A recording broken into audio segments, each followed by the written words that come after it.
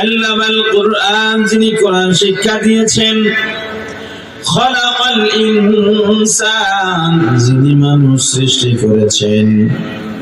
কোরআনের মধ্যে কোনো বাড়তি কথা নাই, ফালতু কথা নাই, প্রশ্ন করার জায়গা নাই, এমন কোন কোরআনের জায়গা নাই প্রশ্ন করবেন উত্তর নাই, এমন কোন জায়গা নাই। যত প্রশ্ন আছে আপনার, সব প্রশ্নের উত্তর কোরআনের মধ্যেই আছে। কোরআনে কোনো অনর্থক ফালতু কথা নাই, কোনো ছন্দপত্র নাই। আল্লাহ তরতিবতাকে পছন্দ করেন, ধারাবাহিকতা পছন্দ করেন। এজন্য দুনিয়ায় যারা ধারাবাহিক আমল করে তাদের আমলের দাম আল্লাহর দরবারে অনেক বেশি। যেমন একজন মানুষ ফরজ, ওয়াজিব, সুন্নতে মুআক্কাদা আমল করে আর কোন নফলের ইবাদত করে না, কিন্তু একটুকু আমল নিয়মিত করে, কখনো কাজা করে না, এই আমলের দাম আল্লাহর দরবারে অনেক বেশি। আর একজন সব আমল করে, তাহাজ্জুদ করে, ইশরাক, খাওয়া কোনো ছাড় নাই, দরুদ, তাসবিহ, জিকির, আজকার কোনো কিছু বাকি নাই, কিন্তু প্রায় সপ্তাহে দেখা যায় ফজরের নামাজ যায়, জোহরের নামাজ যায়, মাঝে মাঝেই মিথ্যা কথা বলে ফেলে, রমজানে দুই একটা রোজাও চলে যায়। এই যে এত তাহাজ্জুদ করলো, এত নফল মুস্তাহাব আমল করলো, ইবাদত করলো, এই ইবাদত আল্লাহর কাছে অতটা দাম নাই যতটা দাম ধারাবাহিক কাজা মুক্ত আমলের আল্লাহর কাছে আছে। ঠিক তদ্রুপ ভাবে আল্লাহ কোরআনকেও ধারাবাহিক সাজাইছেন। আল্লাহর ধারাবাহিকতা কত সুন্দর। একজন মানুষের দিকে তাকাও, দেখো মাথার তরতিব যেখানে থাকা দরকার আল্লাহ সেখানেই মাথা দিয়েছেন, যেখানে কপালের তরতিব দরকার, যেখানে চোখ, নাক, মুখের তরতিব দরকার আল্লাহ সেখানে সেটাই দিয়েছেন। চোখ দুইটা যদি পিছনে হইতো কেমন? আল্লাহ তরতিব তদ্রুপ ভাবে কোরআনকে আল্লাহ তরতিব অনুযায়ী সাজাইছেন। আগেরটা আগে বলছেন, পরেরটা। কিন্তু সূরাতুর রহমান এমন একটা দামি সূরা, কিয়ামতের ময়দানে আল্লাহ জান্নাতীদের সমাবেশ ঘটাইয়া, জান্নাতীদেরকে সামনে বসাইয়া তাদের অন্তরকে শান্ত করার জন্য, আনন্দ দেওয়ার জন্য সূরাতুর রহমান আল্লাহ কুদরতি জবানে নিজে তেলাওয়াত করে শোনাবে। আল্লাহর সুর ঝংকার এত মধুর তেলাওয়াত, জান্নাতীরা বিগাপ্লুত হয়ে আল্লাহর কুদরতি কদমে সিজদায় পড়ে বেহুশ হয়ে হাজার হাজার বছর কাটিয়ে দেবেন, জান্নাতীরা বলতেও পারবে না। এমন একটা দামি সূরা, এমন একটা ফজিলতপূর্ণ সূরা। এই সূরার মধ্যে আল্লাহ তরতিব পরিপন্থী একটা কথা বলে ফেলেছেন। কিভাবে দেখেন, আল্লাহ বলেন আনার রহমান, আমি দয়াময় আল্লাহ, আল্লামতুল কুরআন, কোরআন শিক্ষা দিয়েছি। খালাকাতুল ইনসান, মানুষ সৃষ্টি করেছি। ভালো করে বুঝবেন, এরপরে উত্তর দিবেন। বলেন, আমরা দুনিয়ায় আগে জন্মগ্রহণ করেছি নাকি মক্তবে ভর্তি হয়েছি? জোরে বলেন, জোরে। তার মানে আগে জন্ম, পরে শিক্ষা। কিন্তু আল্লাহ বললেন আর রহমান, এরপরে বললেন আল্লামাল কুরআন, যিনি কোরআন শিক্ষা দিয়েছেন। তারপরে বলছেন খালাকাল ইনসান, মানুষ সৃষ্টি করেছেন। আর শিক্ষা কথা বললেন না, জানেন কথা বলেন। আর আমরা দুনিয়ায় আগে শিক্ষা গ্রহণ করলাম, উল্টো হচ্ছে না ঠিক হয়েছে? এই জায়গায় আমরা একটা সিরিয়াল ভুলে গেছিলেন, আরো ঐতিহ্য পারে, এত কম মাঝে মাঝে ভুল হইতে পারে না। নাউযুবিল্লাহি মিন যালিক। কোরআন নিয়ে যদি কেউ সন্দেহ করে, ঈমান কিন্তু টঙ্গে উঠবে। এই টঙ্গে এই পৃথিবীর কেউ বুঝবে না,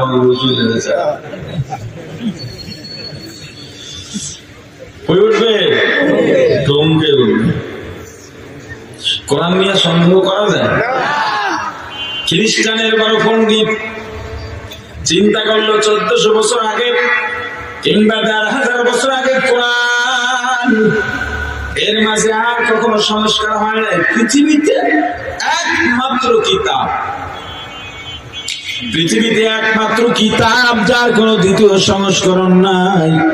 যত বড় লেখক হোক না কেন সংস্করণ লাগবেই লাগবে, কারণ সে তো ভবিষ্যতের কথা জানে না।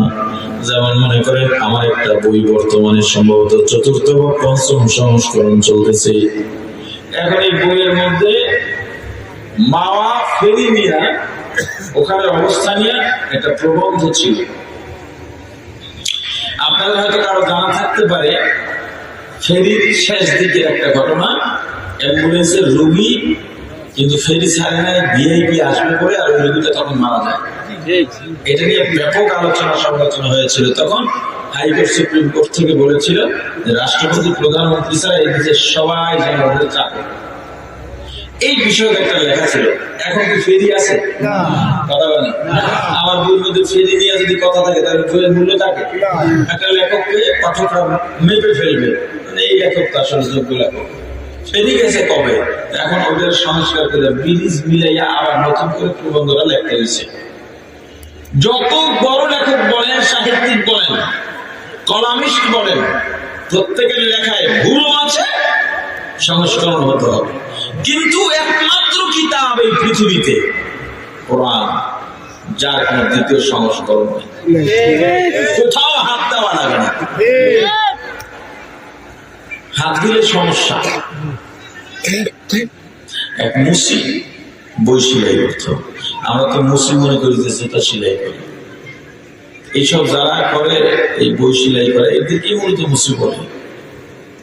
তার একটা খারাপ অভ্যাস আছে, শিক্ষিত কিন্তু এই বদ অভ্যাসের কারণে ভালো কোনো চাকরি টাকরি পায় না। তো এই মুসি বইটাই যদি কেউ বাধাই করতে দিত, সেখানে পড়ত, বইটা ভুল দেখলে কারেকশন করে দিত। তো এক লোক বেচারা নিয়ে গেছে কোরআন বাধাই করতে গিয়ে কিছু ভাই রাগাচ্ছি, এই কোরআনে কোনো ভুল নেই, সন্দেহ নেই, ভুল দূরের কথা, তুমি কোরআনে হাত দেবা না বাবা। করে না, ঠিক আছে। টাইম দিয়েছে, টাইম মতো গিয়ে দেখে কোরআন সুন্দরভাবে বাধাই করছে। ওনার মাথায় একটা চিন্তা আসছে, জিজ্ঞেস করে যে বাবা এর মধ্যে হাতটা দেয় না তো? বাবা তুমি কলম টলম ধরো না তো? কয় না ধরি নি, কিন্তু পড়তে বাইরে করে মাথাটা গরম হয়ে গেছে। কোরআনের মতো পবিত্র বাণী, এই কোরআনের মতো জায়গায় ফেরাউনের নাম এরকম সইতে পারবে না। এটা করছে কি, ফেরাউনের নাম যত জায়গায় ছিল কাইতে আপনারা আমার নাম ঢুকে দিচ্ছে।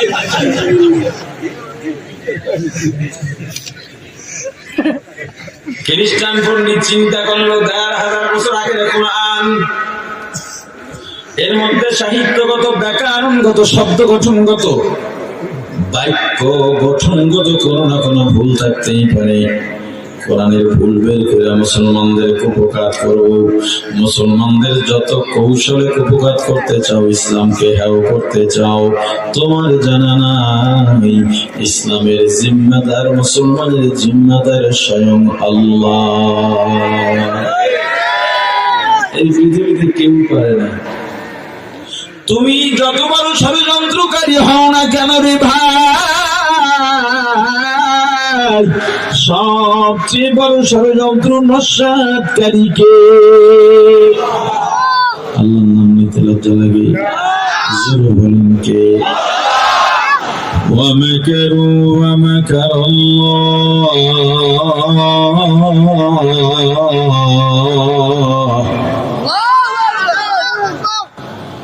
والله خير الماكرين ومكروا ومكر الله والله خير الماكرين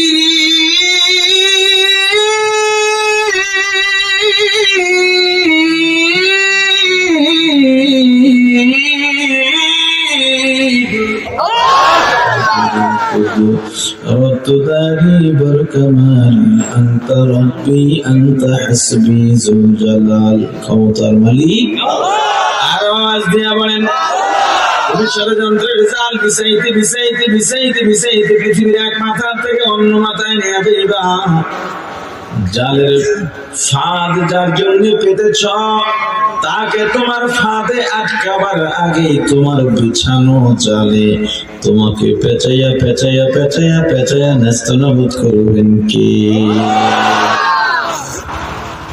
মুসা কালিমুল্লাহ। এই বিষয় থেকে লাভ নেই, সাইরা চলে যাবেন লক্ষাধিক সৈন্যবাহিনী নিয়ে উম্মত নিয়ে রওনা দিলেন। ফাঁক পাচ্ছে ফেরাউন, এদিক দেওয়া যাইতে দেওয়া যাবে না, ওদিক দেওয়া যাইতে দেওয়া যাবে না, যাও মানব দেয়াল করো, যত অস্ত্র আছে নিয়ে যাও, এদিক থেকে আটকাও ওদিক থেকে আটকাও, একদিকে প্রাসাদ আর একদিকে নদী। ফাঁক পাচ্ছে নদীতে আল্লাহ মুমিনদের রাস্তা বানায় গেছে। ওই নদীতে ডুবাইয়া মারছেন কারে? কথা কয় না, এটাই তো আমার আল্লাহ।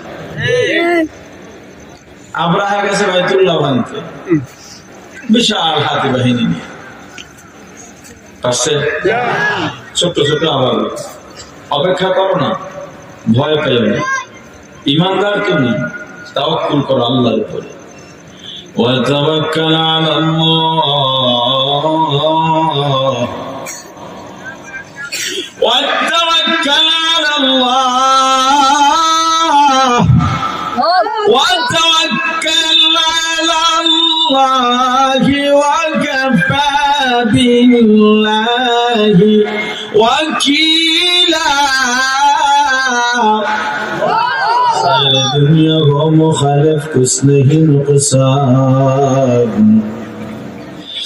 सारे दुनिया को मुखालिफ कुछ नहीं नुकसान, डर नहीं कुछ गम नहीं कुछ जब खुदा रहमान, डर नहीं कुछ गम नहीं कुछ जब खुदा रहमान, मल्लाहुल मौला फलाहुल कुल। তুমি আল্লাহর জন্য হয়ে যাও, সারা পৃথিবী আল্লাহ তোমার গোলাম বানায় দেবে। প্রাণের ভাই আমার, তুমি মুমিন যদি হও তোমার কাজ তুমি চালিয়ে যাও। সামনে দেখলা বিশাল দেয়াল, দরজা লটকানো আটকানো, যাওয়ার জায়গা নাই, এটা নিয়ে ভাবার টাইম তোমার নাই, এটা চিন্তাও তোমার নয়, তুমি দৌড় দাও, দরজা খুলে দেওয়ার দায়িত্ব কার? এটাই মুমিনের থিম। মুমিন এটাই করবে, এর বাইরে যাওয়ার সুযোগ নেই। তুমি কাজ করে যাও, কালকে কি খাইবা এই চিন্তা তোমার না, আগামীকাল খাবো না খাবো সিদ্ধান্ত কার? আমার জিম্মায় রিজিক আসবে কি আসবে না এই সিদ্ধান্ত কার? তুমি কাজ করে যাও, কোটি টাকার মালিক তুমি, আল্লাহ যদি চান কালকে তুমি খাইবা না, কোটি টাকা থাকলেও খাইতে পারবা না, তোমার ঘরে এক পোয়া চাউল নাই, আল্লাহ যদি চান কালকে তুমি খাইবা, ব্যবস্থাও করবেন আল্লাহ। আল্লাহ আল্লাহ क्या मुबारक नाम है, अल्लाह अल्लाह आशिकों का काम है, या इलाही तू मेरा माबूद है, या इलाही तू मेरा माशूक है, औलिया कार उक़बाए ख़तियार, जाहिलारा कार दुनिया इख्तियार, जाहिलारा कार दुनिया इख्तियार, आशिकाना मिल्लत मज़हब जुदास्त, आशिकाना मिल्लत मज़हब खुदास्त। প্রাণের ভাই আমার, ভয় পেও না, ভয় পেও না। খ্রিস্টান পণ্ডিত কোরআন রিসার্চ শুরু করেছে কোরআনের ভুল ধরার জন্য। কোরআন খোলার সাথে সাথে তিনি দেখতে পেলেন কোরআনে কি বলছেন, আলিফ লাম মিম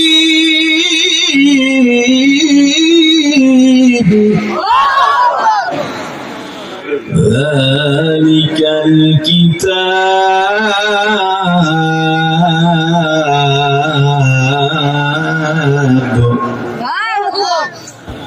ذلك الكتاب لا ريب فيه هدى للمتقين